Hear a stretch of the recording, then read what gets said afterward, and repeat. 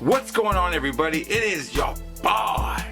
Welcome in to Fat Boy Fragrance Reviews, and today we got us a great video. Today we're going to be doing Pop Culture Thursday again. Another great pop culture list. My feelings on this certain topic. We'll keep it kind of Halloween themed for one more week. And I want to say thank you for tuning in.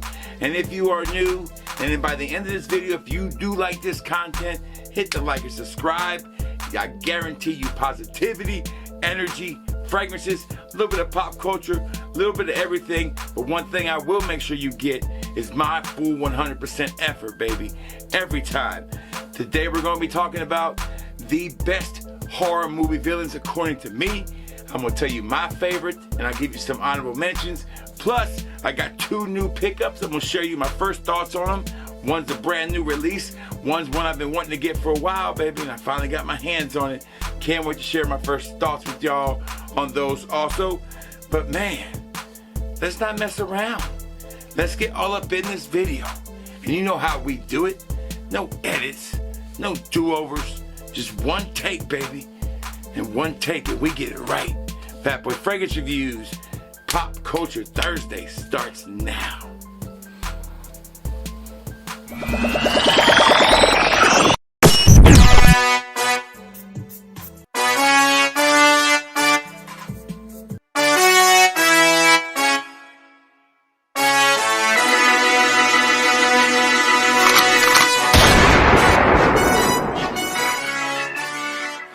We are back now. Like I said, if you are here for the scary movie villain list, we'll get into it. But also, let's first give you some fragrance stuff, because this is the fragrance channel, and I did pick up some new fragrances, and I'm gonna share you with those first.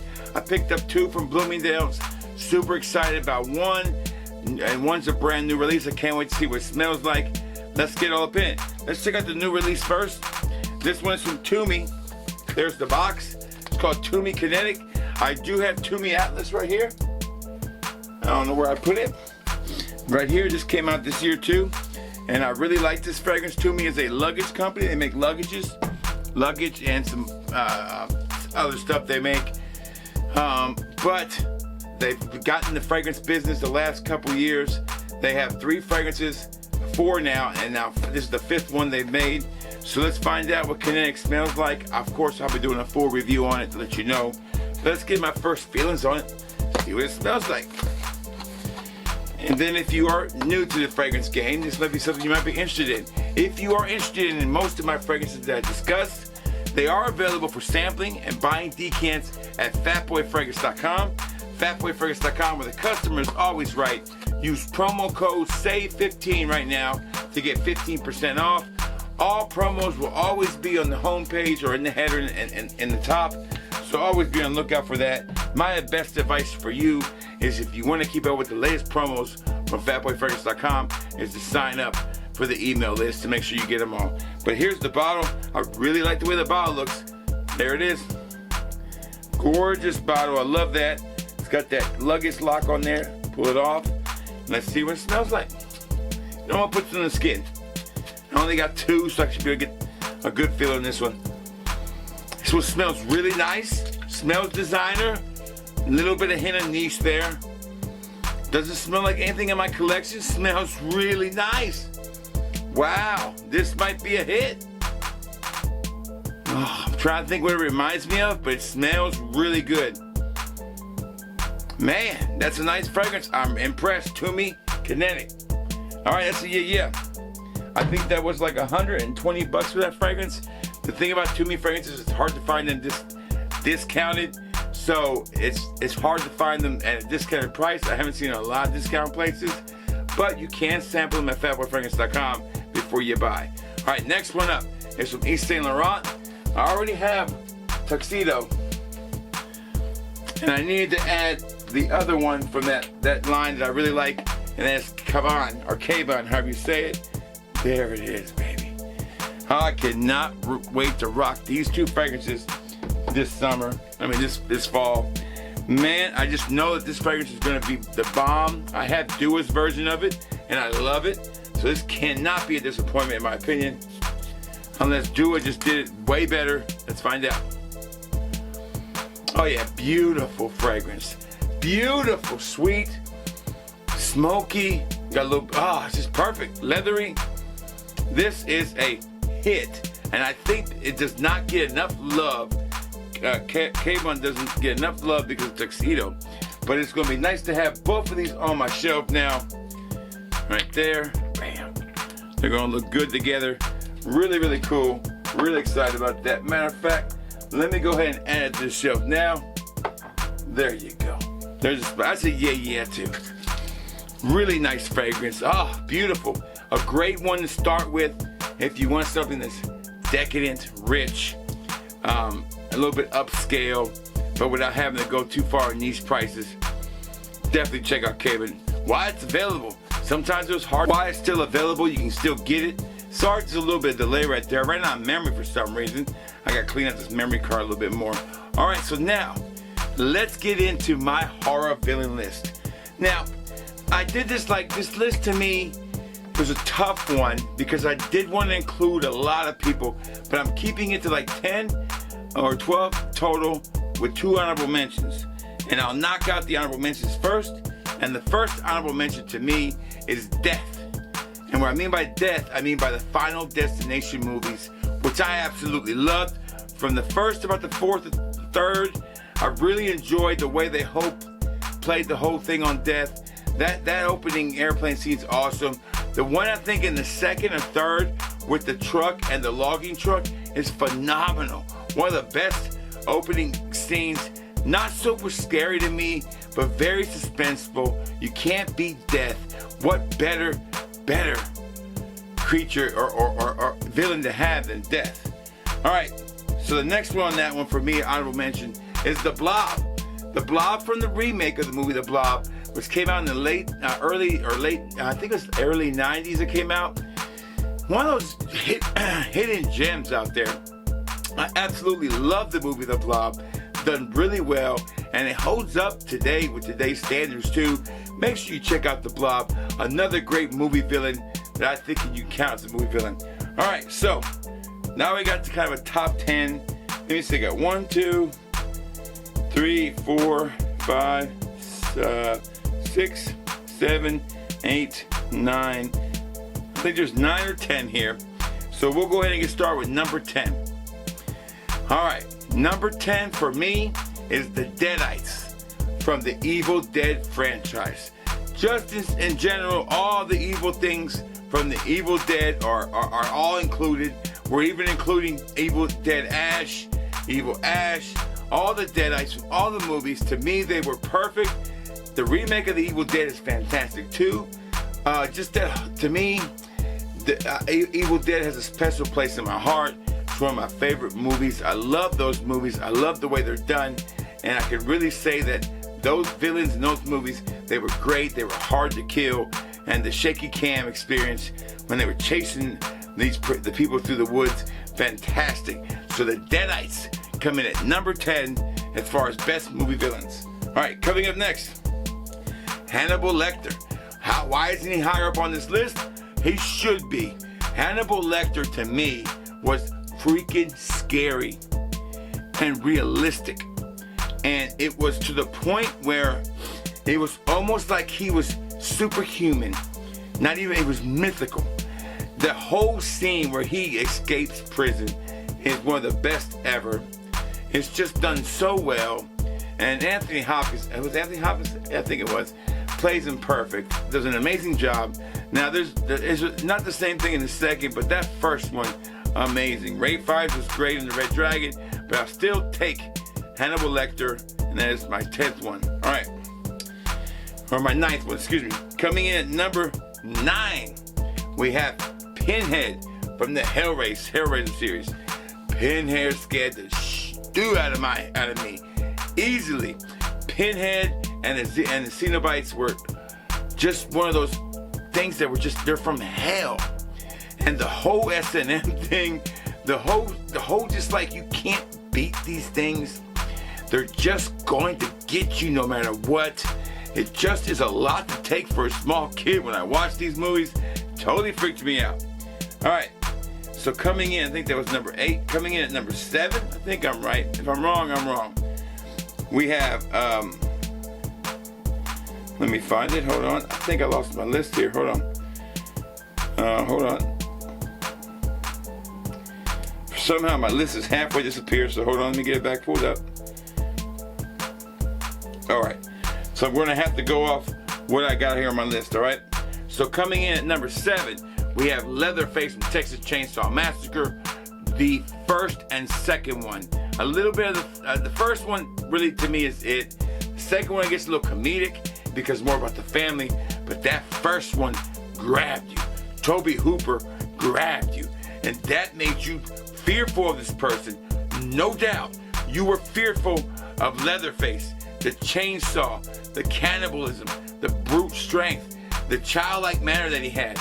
That, you know, whew, it was a lot for a small kid like me to take when I watched it. Definitely spooked me out, and I really appreciated that one.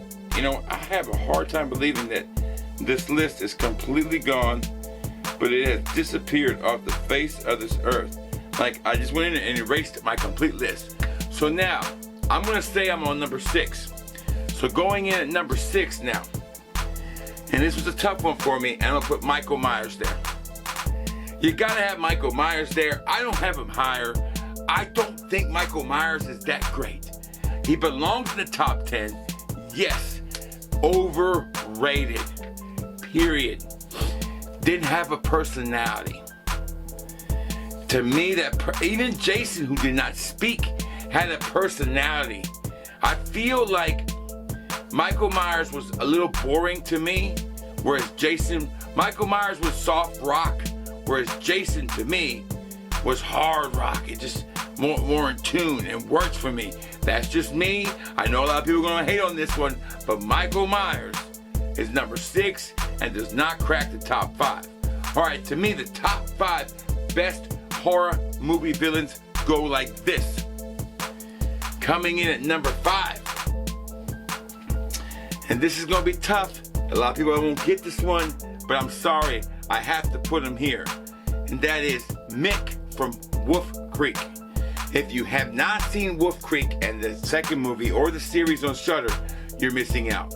This is the most sadistical movie villain you will ever see in any movie. This is a real person with no supernatural powers, just pure evil, pure crazy, pure a killing machine bred to do it. And the fact that there are not any happy endings in any of those movies lets you know that this guy was written to be crazy, to be deadly, and he's amazing. I mean, you can't run from him, you can't hide from him. It's just a lot. Mick from Wolf Creek, super underrated. That's why he makes my top 5, no doubt. All right, number 4, Jason Voorhees, of course, from Friday the 13th. The hockey mask. The first one with his mom being actually the killer. Jason just belongs on there. I even like Jason Goes to Manhattan. I'm sorry. Jason was just a bigger star to me than Michael Myers. Michael Myers, to me, I feel like the star of Michael Myers was Michael Myers, but Jamie Lee Curtis carried that more. So I feel like with Jason, it didn't matter who you put out there, he was the star, without a doubt. So number 4 for me is Jason from Friday the 13th. All right, number 3. You're going to disagree with me on this one, but I have a hard time thinking you won't. I did not choose Alien from Aliens. I chose John Carpenter's The Thing. And I know people are going to disagree with me, but one of the best and most tense moments in any horror movie ever is in The Thing. The whole fact of paranoia, not knowing who is the alien, and the whole thing is they're trying to find out who is the alien, and they're all strapped to the couch, and they're testing the blood by lighting it on fire or heating it up. And to me, it's just suspense. You don't know who it is. The thing can become whatever it wants to be. Can be anybody, and it uses the paranoia, our human nature of not trusting our neighbor against us, and that is super, super strong. Very, very strong. Amazingly done, and I love it. All right, so right there at number 3, was it number 4 or number 3? I can't remember. Number 3, number 4. All right, so top 3. Here we go. Number 3 for me, And I hate to say this, but I'm going to put Freddy Krueger at number 3. Freddy was it for me. He frightened me. It changed my sleep habits, but he was comedic, very comedic. But I still prefer Freddy over Jason because in my dreams I feel like it seems more realistic to me. I just prefer Freddy. To me, it just was more scary. And those Friday 13 series that they used to have on TV, I mean, those Nightmare on Elm Street series they were freaking spooky and really well done. Wasn't so much about Freddy, but he kind of did like a Crypt Keeper thing and did the whole kind of narrating it. Those were scary too. Freddy Krueger to me, Nightmare on Elm Street is always will go down as one of my favorite villains of all time, hands down, no doubt. All right, so number 2 for me is the actual hotel in The Shining. The whole place. That's a villain to me. That place, I'll tell you, The Shining is my number 1 scariest movie. I don't just include Jack Torrance. I just don't include all the little spirits in there. I include the whole house. The whole house is a villain to me, and it's just the whole thing is a nightmare to watch, and it will destroy your sleep habits, your trust of what's in the dark. You will not trust anything. Period. So, number 1 for me. And I'm gonna catch a lot of flack for this, but I'm sorry. It will always be the tall man from Phantasm. You can't stop him. He regenerates. He has a backstory that makes sense. Or at least makes sense to me. His purpose, we know what his purpose is. It's just not to kill. It has a whole story behind the tall man. And Angus Grimm is a legend. Only one person has played the tall man ever. And that's Angus Grimm. Just like Robert Englund, although the remake we've had, you will never replace Angus Grimm and the tall man from Phantasm. I'm sorry, he is number 1 for me, without a doubt. That's my list. I hope you enjoyed it. I got a little off there because my list disappeared from my phone for some reason. Don't know why that happened. But here are some more that you guys might say, oh, what about these? And I'll tell you why I didn't think about them, and then we'll get out of here. I really like The Entity from It Follows. It's a great movie, but it's a small movie. It doesn't really deliver all the way. Another movie that kind of, you could have said The Blair Witch. Never saw her. Was it real? Was it mental? So it's kind of one of those things you kind of gotta leave out. Another one would be, let me think. Aliens, I'm sorry, I just didn't feel like they were scary enough. I prefer The Thing. It just delivered. But yeah, so that's pretty much my pop culture list. I'm sure you guys will debate it. I'm sure you disagree with me on some of those, but those are how I pick them. And I give good reasons why. All right, so Tumi, Kinetic Tumi, that's a yeah. Caban from East Saint Laurent, I knew it was a yeah. Review coming soon on these. Stay tuned for video tomorrow. Y'all stay safe, y'all stay well. And if you smell good, baby, and you feel good, baby, then it's gonna be all good. This Pop Culture Thursday video is out.